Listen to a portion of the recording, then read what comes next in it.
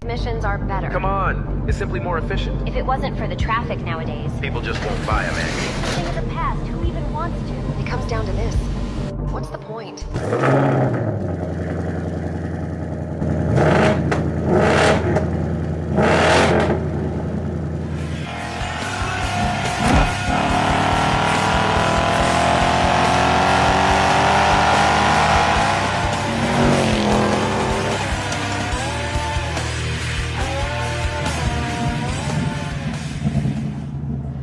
Put bits into the mouths of horses to make them obey us,